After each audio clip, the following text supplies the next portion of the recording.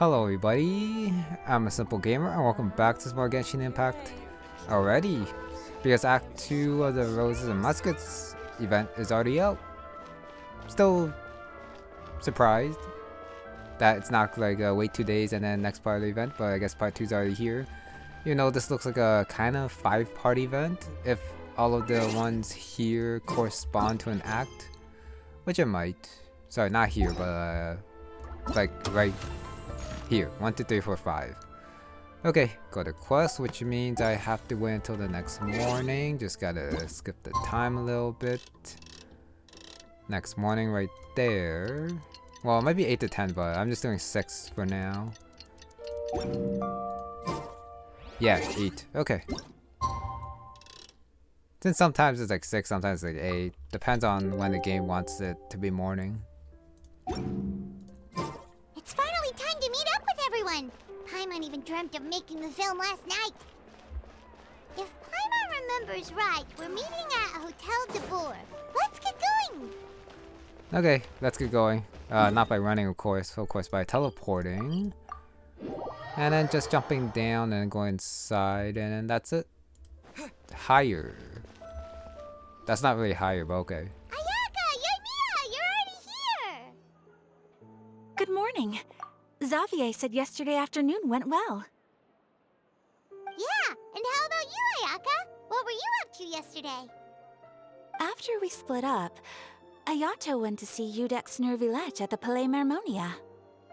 I was originally thinking of going with him, but he said he could manage it himself.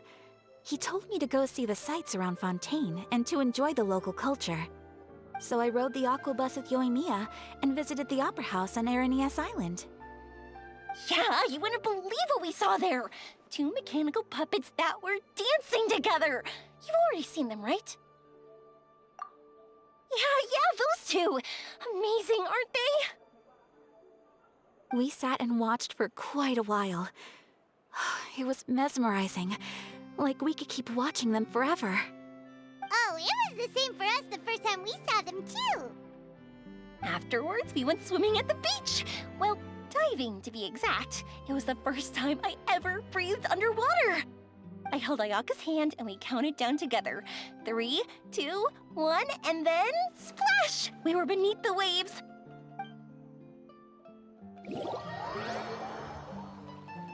Wait a sec, they can breathe underwater too? Not just a traveler. At first, I didn't dare to open my mouth. But once I couldn't hold my breath any longer, I decided to take a big breath in. Turns out the water wasn't as salty as I imagined. It didn't really taste like anything at all. Before I knew it, I was breathing like normal down there. It was an amazing feeling. Ayaka said I was too nervous and needed to loosen my grip. She got used to everything way faster than I did. I knew that the Traveler could do it, so I had no doubt we could do it too. That helped me feel at ease as soon as we dove in. The underwater world in Fontaine truly is beautiful. I love seeing the romaritime flowers blossoming underwater, like little candles lighting up the streets at night. Yeah, and there were so many creatures that we've never seen in Inazuma. Like those fish that shimmer like a sword blade. Whoosh! Oh, and those big fish that call when they see people. Ooh. Oh, you mean Hunter's Rays and Blubber Beasts! I just love the name Blubber Beast. Just wait till Pops and the others hear about this. They probably won't believe a word I say.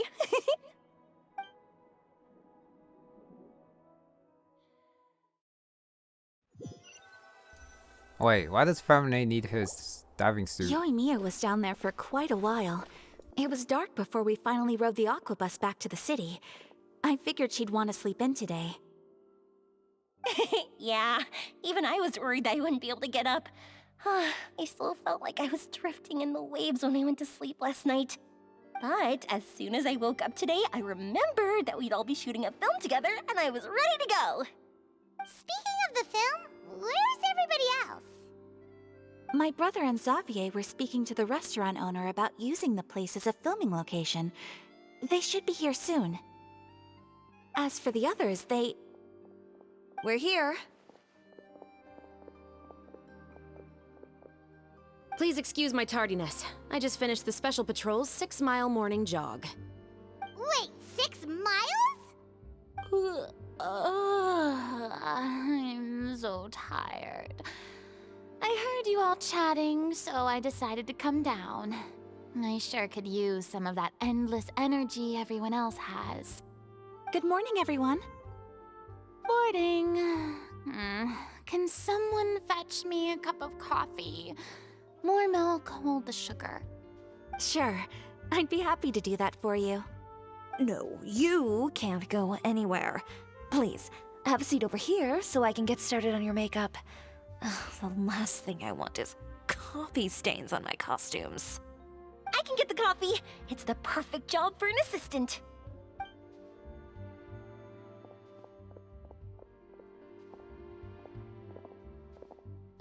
So much energy. Seriously, what's her secret? Oh, Yoimiya's always like that. But you sure look exhausted, Farina. It's because you're not used to waking up so early, huh? Of course not. I spent the whole night reading the novel from cover to cover, marking sections that either need to be omitted or adapted. Wow, Paimon didn't expect you to be so thorough. Well, I was the biggest star in all of Fontaine after all. It takes more than just a pretty face to earn a reputation like that. I know how to get serious when the situation calls for it. I went all out when I was acting as an Archon, so why wouldn't I do the same for my own life?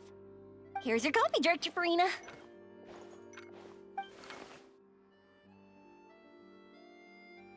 Oh, thank you. The sound of being called director and the aroma of coffee feels almost as refreshing as hearing the birds chirping in the morning. It seems everyone has managed to arrive on time. We've reached an agreement with the restaurant owner. We are free to use the second floor to shoot our film. Really? That's great! He is really looking forward to our film, and hopes that providing his restaurant as a filming location will attract more customers. Well then, Mr. Xavier, I'll leave the rest to you. Okay, thanks. First, I'd like to introduce our new members. This is our prop manager, Veronique. She'll be in charge of all the film's props and items. And this is Bonneau, our lighting technician. He'll be in charge of lighting and illumination to set up each scene's atmosphere. Wow, sure feels like we have some real professionals joining the crew now. First of all, please allow me to first express my sincerest gratitude to everyone in the crew. When my investor informed me yesterday that he wouldn't be able to provide the funds, I really thought that this was the nail in the coffin for this film. I had no idea that I'd find so many people willing to help me on such short notice. Thank you. Thank you all from the bottom of my heart. No need to be so cordial, Mr. Xavier. We're all honored to be a part of this. Your works made a profound impression on me when I saw them back in Inazuma. I am sure that someday, this film will be remembered as a prime example of cultural exchange between Fontaine and Inazuma. Yes, the story is the reason I agreed to join. I can't bear to even imagine what this film would look like without the very best director. Anyway, I would like to make a promise to everyone that as the producer of this film, I'll do whatever I can to ensure that everything goes as smoothly as possible. This is not just my film. It also embodies the thoughts and feelings of every person here, as well as the endless effort we are about to pour into it. So, without further ado, the Two Musketeers will officially begin filming now! You may take it from here, Director Farina. All right, listen up, everyone. The first scene takes place when the two young musketeers are living at the Baron's home, still unaware of all that is about to happen to them. We'll need props and lighting to set the scene. Our lead actors can go get their makeup done, and extras, please take this time to go over your positions. Whoa, Seems Farina's really kicking things into gear as the director.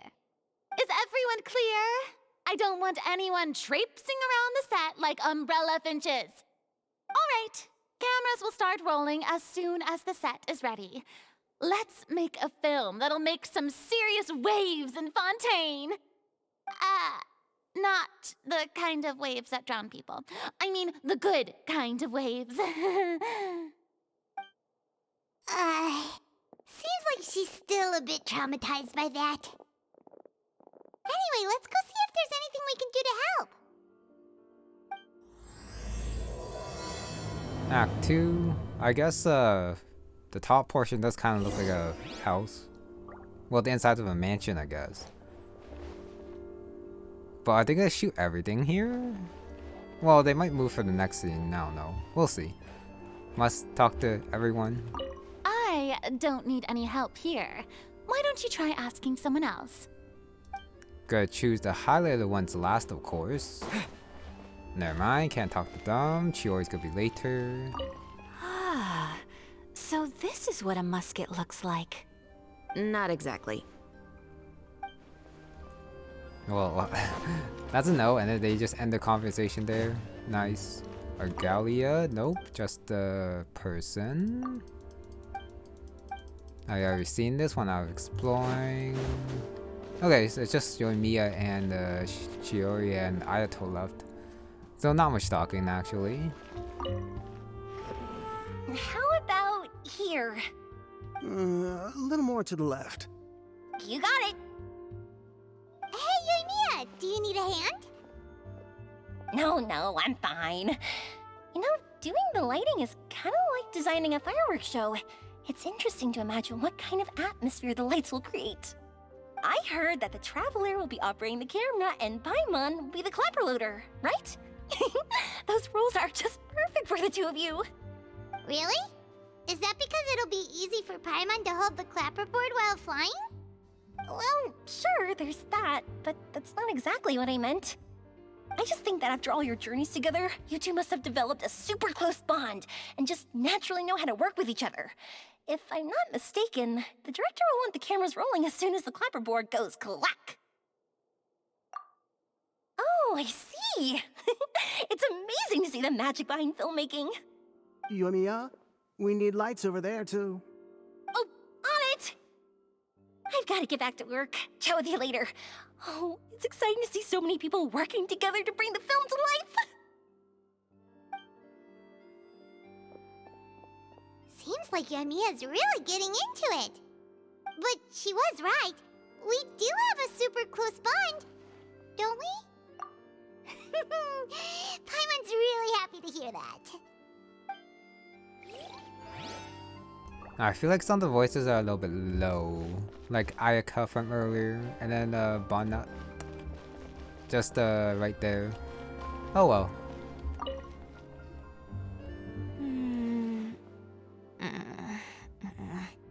Ayaka has mentioned you to me before. She said that you two were great friends when you were kids. No talking. I'm thinking about how to do your eyeshadow. Ah, yes. To help me really look the part.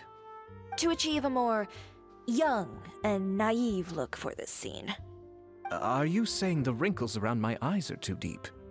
You just have too much of a calculating look in your eyes. You sure don't mince your words. It seems you really haven't changed much. Quiet.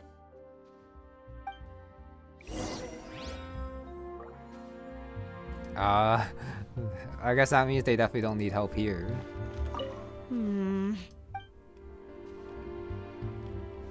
Oh, one more. So, this is a real musket? No, it's just a prop weapon. Not bad. Have you seen a real musket before? Only in books and newspapers. I made this one based on the relative shape and proportions I saw in reference images. When we're filming, some special gunpowder will be applied around the muzzle, which will help create the flash and smoke effects of a real gun being fired. Which means it'll be up to the actors to portray the recoil. That's right. The sound effects for gunshots will also be added in post-production. Thank you, Veronique. I think I know where to start now. However, The musket's gears and firing pin could still use some work. Adding some wear on the metallic components will make them appear more realistic. Also, be sure to rub the muskets with some oil each time before we start shooting. That'll give the impression that the firearms have been well-maintained. Good point. You seem to know a lot, Miss Chevreuse. I assume you use these types of firearms on a regular basis? Yes, I perform routine maintenance on my weapons every day. Just like we as people need to eat and sleep, muskets need to be cleaned and maintained. I also perform similar care for my sword every day, and familiarize myself with its shape and weight, to the point where it feels like a natural extension of my body. Yes, this way, our weapons will never betray us in the heat of battle. Yes, well said. It seems we have the same philosophy on this topic. Oh, sounds like they found a common interest to talk about. Though these props differ from the muskets I use, I can still give you some pointers. Good. I look forward to your instruction. First and foremost, never point the weapon at anyone, regardless of whether it's a real or prop weapon or whether you're holding it or it's on the table. This holds for any time when you're not actively engaging an enemy. Okay, understood. When aiming the musket, extend your arm so that it's level with your shoulder, and use your eye to look down the weapon's sights. Like this? Not bad. Now, try saying your lines. This is the end of the road for you. Good. Now turn your body a little. That way, you'll give your enemy less of a target to work with. And relax your shoulders. Here, allow me to demonstrate. This is the end of the road for you. Huh. Excuse me, Miss Chiori. Director Farina, there's something I wish to discuss with you. Oh? What is it? Like this? Yes, much better. What do you think? I do see your point. But are you sure you wish to do this? I believe it would be most fitting. Well, if you insist. All right, I understand. Miss Ayaka, Miss Chevreuse, could the two of you please come over here?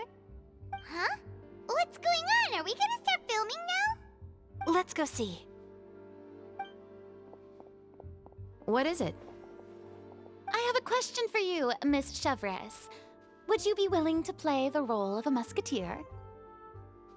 What? To clarify, I would like to turn over my role to Miss Chevreuse. But brother... Don't worry, Ayaka. I actually view this as a good thing. I was becoming troubled trying to set aside some time to speak to the staff at the Palais Mermonia. I would like to have some conversations about the cultural exchange between our two countries, and I've heard that the bureaucratic process here can get rather complicated. Now, I will be able to focus on my work.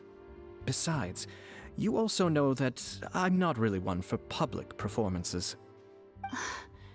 Are you really sure? From a director's point of view, I also felt like the relationship between the two musketeers in the original story could be improved. The older brother in the story plays the lead role with his overbearing character, but this causes his character to overshadow that of his sister, and the theme of the two supporting and relying on each other isn't conveyed very well. But if we were to change the siblings to two sisters of a similar age, then that aspect of the story might come through more clearly. Also, I've seen you instructing Ayaka. That cold and dignified personality is exactly what we need for the older musketeer. Of course, even with all these insights, the decision should still be made by Miss Chevreuse. Chevreuse mentioned that she really likes the story, right? Paimon bets that she'll take the role. All right, I'll take the role. Good. It's decided then. I'll get started on making edits to the script. We'll also need to make some immediate adjustments to the lighting, props, and costumes. I have a feeling that our adaptation will be even better than the original story. You're doing a great favor for me, Miss Chevreuse. You have my gratitude. Don't mention it. I like this character, so if anything, I should be the one thanking you.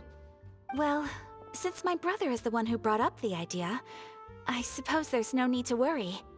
Let's go, Miss Chevreuse. I look forward to working with you. Please, just call me Chevreuse.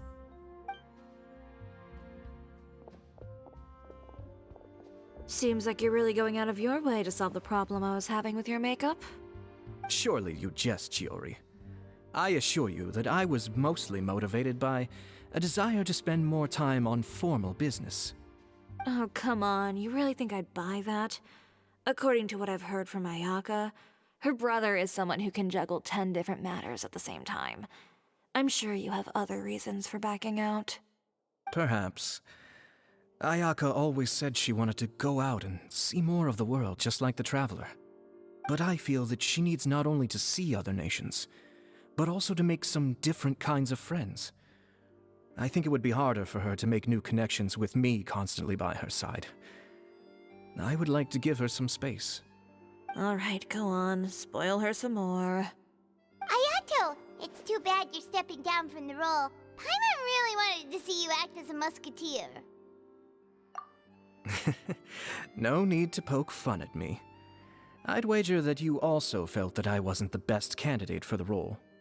It's a little hard for Paimon to imagine you saying those lines. Yes, I've made an appointment to meet some people from the Palais Mermonia.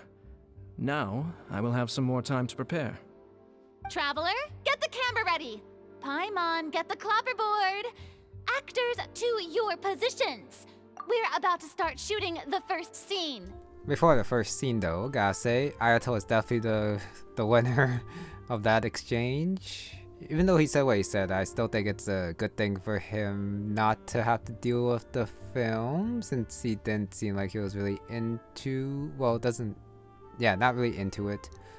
And he also has formal business and doesn't have to deal with Chiori's jabs anymore.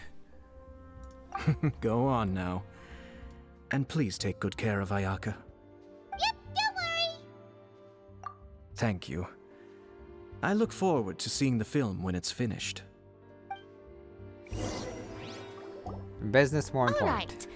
Now that we're all here, let me help set the scene for everyone. The first scene takes place when our two main characters are still living at the Baron's estate. They've been ostracized and verbally abused by others in the household, but they still have no idea why. We want to capture how naive and innocent they are, despite their pain.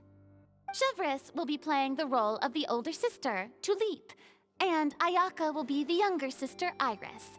Be sure to get close-ups of the main characters at the right moment. Silence on the set! Lights! Camera!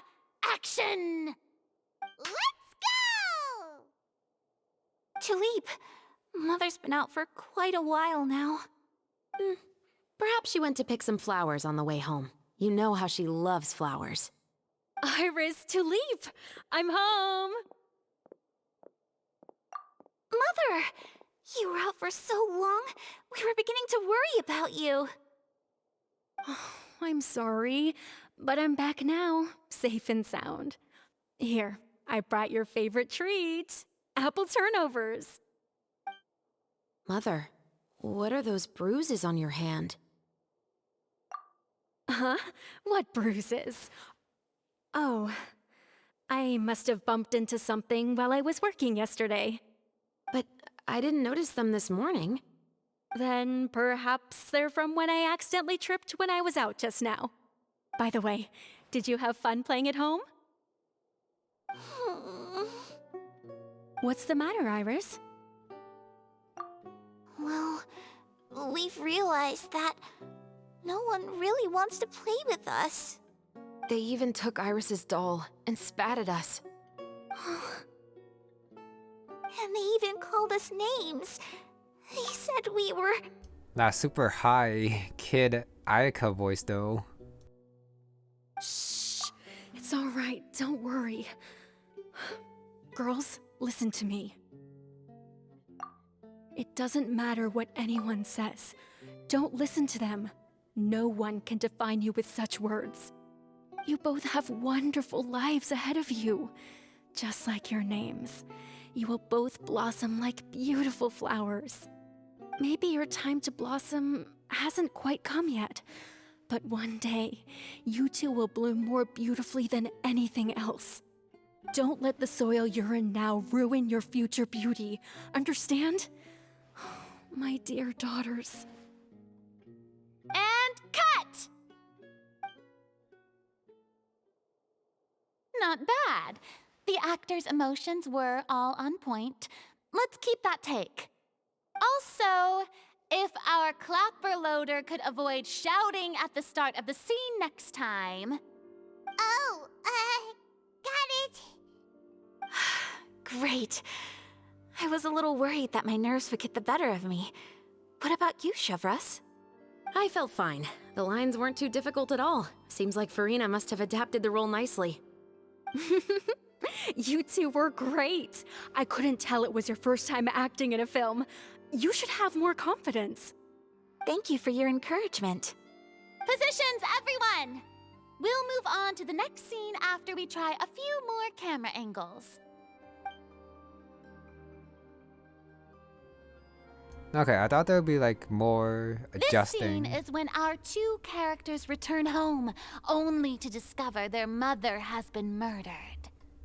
Ready? Lights! Camera! Action! Mother, we're back! Mother?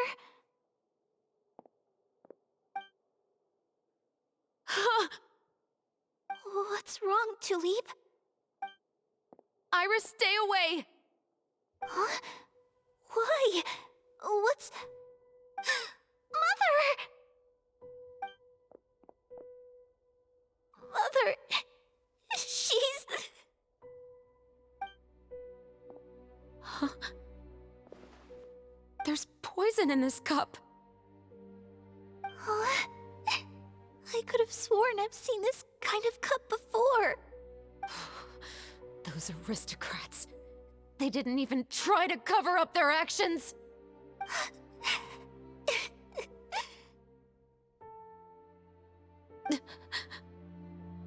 Iris, we need to leave this place. Leave? But now that Mother is gone, where can we even go? Anywhere. All I know is that we can't stay in this house. But are we just going to let them get away with this?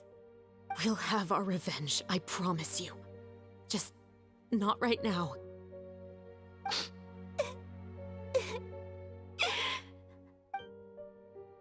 Come on, let's go. No, wait. We can't just leave Mother here like this. At least let me leave this rose with her. That's why we went out in the first place. To buy her this flower. All right. Goodbye, Mother. We'll avenge you. Someday. And cut! Beautiful! Great performance! Oh my, you're so amazing, Ayaka! And were those real tears I saw? How did you do it? I was surprised too. Thank you for the kind compliments. Actually, as soon as Director Farina said action, I told myself not to think about anything. I just felt the weight of the moment and became the character. It's quite similar to practicing the art of the sword. You clear your mind and focus only on what's happening in front of you. Ayaka's performance was amazing. Have I discovered an acting prodigy? Pipe down, everyone! We need to move on to the next scene! No choices for that one, which was surprising. I do wonder if you can fail the first scene though. Oh, okay, just gonna skip the rest. Back to Chevreuse's investigation, I'm guessing. Huh? Are we done already? But Paimon wants to keep playing with the clapperboard. How do you feel, Traveler. Is your arm sore from holding the camera all day? Good work, you two. You too, Chevreuse. You were quite the actress today. I've read this novel many times before. I have a good grasp of my character's mindset. Anyway, do you remember my request from yesterday? Oh, right! We were having so much fun that Paimon nearly forgot! You have a case where the murders seem really similar to the cases in the novel, right? So, how are they similar exactly? In the story, the main characters grow up to become two musketeers, always using their guns to carry out their revenge. And on each of the victims, they place a rainbow rose as a signal that they've returned. Yes, that's correct. We found rainbow roses just like in the novel. Seems like you're connecting the dots now. Oh, that does sound pretty concerning. Especially after seeing the script today. Oh, now Paimon can't stop wondering what kind of ulterior motive the murderer might have. What do you think, Traveler? You're smart. Paimon wants to hear your thoughts. Good. On behalf of Fontaine's Special Security and Surveillance Patrol, thank you for your dedication to justice. There's no time to lose. We should start investigating right away. Follow me. Huh? Right now? But we just got done filming all day. Paimon's so tired. The most valuable intel always comes after nightfall. They are like small, remote islands in the middle of the sea. If you don't stay vigilant, you will pass right by them in the fog. That's how one of my favorite books always puts it, at least. So, where are we going right now? Let's start by checking out some workshops that sell mechanical components. If the culprit is making their own weapons, it's very likely that they'll visit those sort of places. Okay, definitely teleporting since it's 200 meters. Yep, all the way on the other side. So, looks like we're gonna do this investigation after every time or something. Since Act 1 had like a Chevreuse intro at the end, and then we have this after the filming. Unless they decide to change it up. Oh, it's Lever. Oh, from an old event. Penguins. Welcome to LeChaux's Clockwork Workshop. How can I help you? Hello. I'd like to know if anyone has purchased some special components lately. Special components? Sorry, could you be more specific? I mean the kind of components that aren't typically used for clockwork toys, but for firearms. Huh? For firearms? No, we don't sell those sort of things here. Don't misunderstand. I'm not here to cause any trouble. We are merely investigating a case, and we're hoping that you could cooperate. Well, to be completely honest, I'm not even sure what kind of components that would entail. Has anyone ever purchased components here as an individual rather than on behalf of an organization? We have a lot of customers who buy toys, but those who buy components are all regular customers who buy in bulk on behalf of their organization. Is that so? I understand. Thank you for your cooperation. You're welcome. It's the least I can do.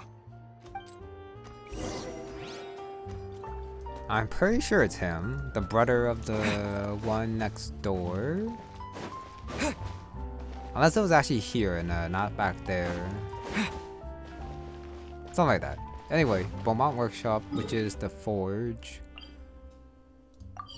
Where Farina like gave the test for like the first, well, to make her accept the position as director. Plus like during the Archon quest when they showed it off for whatever reason. Right here, firearms related, maybe this time. Oh, hey Chevreuse. Run out of oil for your musket again? Hello, Estelle. I want to know if anyone has come to your shop recently to order some firearm components. Oh, is this another case? Let me think. I don't think so. Some people have requested that I make some prop guns for the Fontinalia Film Festival, but I refused all of those requests. Oh? Why's that? Because there's no profit! I only make things here that can do some real heavy lifting. I don't have the energy to make some new molds just for the festival. Then has anybody come specifically looking for mechanical components? Well, I usually sell off my scrap to the Fleuve Cendre. I don't typically give them to one specific person. I understand. Thanks for your cooperation. Don't mention it. Always happy to have the Musketeers' patronage. Seems like we haven't found any leads to go off yet. Yeah, unfortunately. All right, let's head to Fleuve Cendre next. Huh? Are you sure? People might not be so thrilled to see the captain of the special patrol there. You think so, huh? Then I guess you don't know. Huh? Know what? That I grew up in Fleuve Cendre. After she started that first line, I was wondering if she was from there. Okay, definitely teleport inside because it's usually a pain to jump down. Thank goodness for the teleport point. Investigate, 3 points. Of course, I'll do the back one first. So that it'll be easier to just go inside it and do the other two, rather than checking out here for the last one. What's all this? Some broken planks and barrels, as well as some liquor bottles? Yes, but have a closer look, Paimon. Hmm? Even though somebody has purposefully tried to clean them up, these are obviously marks from musket bullets. In other words, someone was here trying to improve their shot. They were using the barrels and bottles for target practice. Could it have been the killer? Your guess is as good as mine. Although many people at Fleuve Cendre own guns, few hide the fact from others. And even fewer would go to such lengths to hide markings from practice shots. Anyway, let's go. There might be more to this. Kind of legal firearms? Well, they know about it, but it hasn't been specifically said that they have like licenses for firearms. Unless if it's just like for the special patrol. Anyways, I'm not gonna get more into that because I'm not gonna comment on those.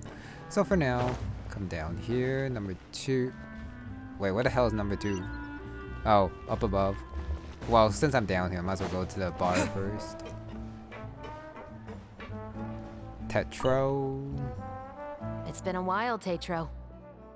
Tetro. Please, just get on with your request. I want to know if you've heard anybody talking about muskets lately.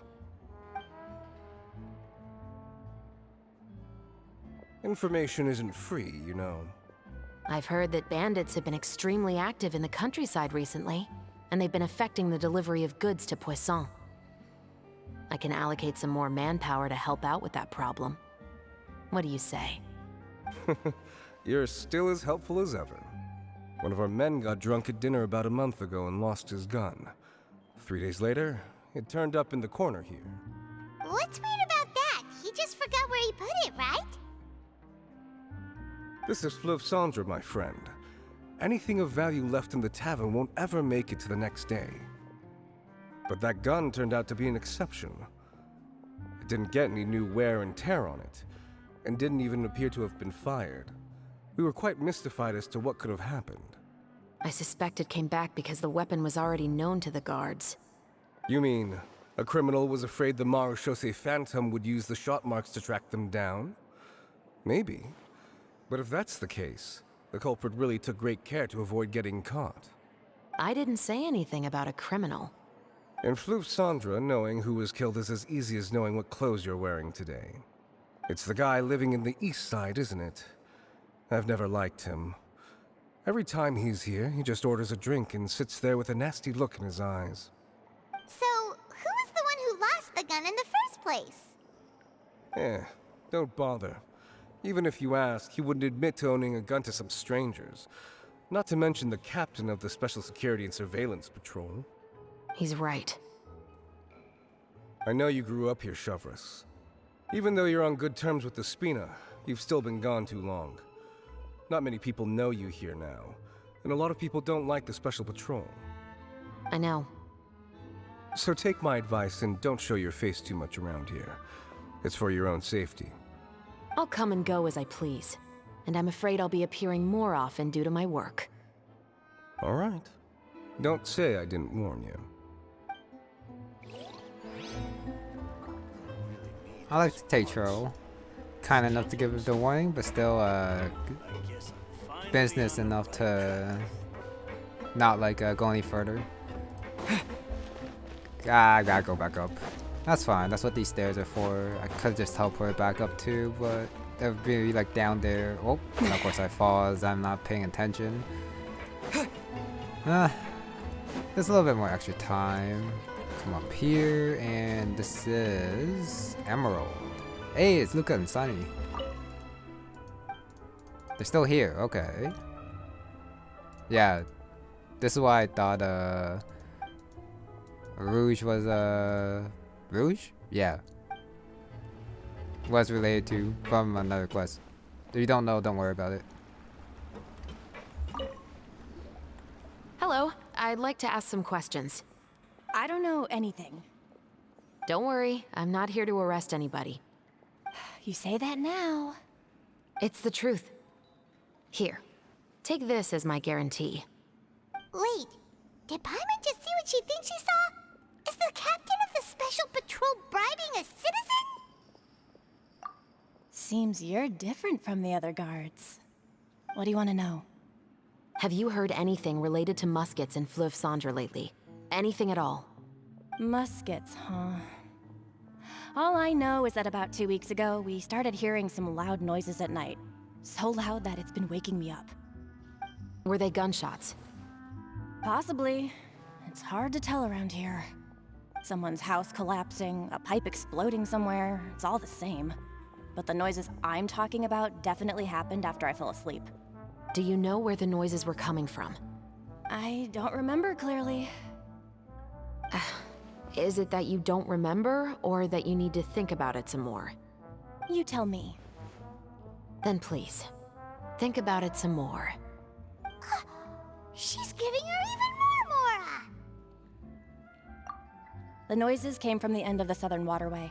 I came out and had a look for myself when I wasn't sleeping well, but I didn't dare get too close. That's all I know.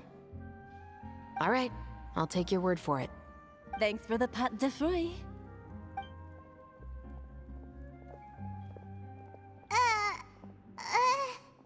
No need to be surprised. I grew up here, remember? I know how to get people around here to talk. My apologies, I'm all out of sweets. Though I do have some other tempting snacks in my custody. Fries, fried chicken, and even onion rings. But taking care of junk food is my responsibility. You're better off sticking to your normal, nutritious diet. Now then, let's keep going. Wait a sec. She could just summon Seems that like stuff? that's all we'll be able to uncover for today. Paimon feels like we managed to learn a lot more here than up on the surface. Yes. Assuming that everything we found is indeed connected to our suspect, then their timeline was probably something like this. A month ago, our suspect found a gun and took it home to disassemble it. Once he'd figured out its mechanics, he brought it back. In the following weeks, he used some parts to create his own makeshift musket, and took it to the Fleuve Cendre for target practice. Then, a few days ago, he found his target and carried out the murder. Once the deed was done, he left a rainbow rose on the body, just like the scene in the novel. That all makes sense to Paimon, but we're still no closer to figuring out the killer's identity. The deceased was a resident of Fleuve Cendre. It's said that he was a poor, solitary man. Yeah, that's also something I'm trying to figure out. If we are indeed following the novel, and there's a story behind the murder, then this murder should be an act of vengeance. But according to our investigation, the deceased didn't have any enemies. He was no saint, but no one's heard of a rival who hated him enough to shoot him dead, much less care to leave a rose on his body. What message is the killer trying to convey, and to whom exactly? We've thoroughly investigated that possibility. He claims to have spent the whole day at the Opera House on the day of the murder, and the staff there have confirmed his account. Okay, so he has an alibi. Not only that, he lacks a credible motive as well. He has a family of his own, and both of his parents are still alive. I've looked into his records. He was adopted at the age of 6, and all the proper procedures were followed. There are also records of him at an orphanage before then.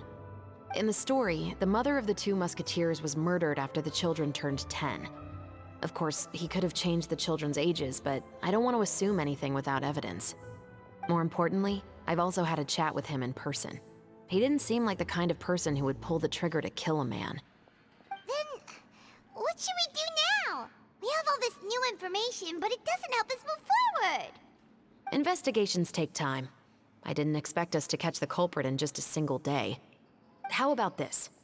Let's spend the next few days filming with the crew. We can continue the investigation once we're done with the film. I'm sure that given time, new leads will present themselves. Wait, but weren't you saying Intel is like small, remote islands in the middle of the sea just a moment ago? Wouldn't you just miss them if you were to stop looking? Ah, but the book had more than one reference to the islands, Paimon. Oh? What else did it say then? As long as you spend enough time sailing through the fog, you'll eventually come across an island. Huh. So basically, RNG it. Not the best advice. What? Never thought that the captain of the security and surveillance patrol could come from the Fleuve Cendre? Honestly, I'm pretty shocked too. There used to be a time when I thought I would never be able to join the guards. But as long as you can distinguish yourself through your accomplishments and skills, you'll eventually be recognized for your worth. If you look at it another way, my life at Fleuve Cendre has actually taught me a lot of valuable skills. Skills like how to barter with criminals or how to think in their shoes. Of course, I'd appreciate it if you could keep this a secret between us. I still want to know how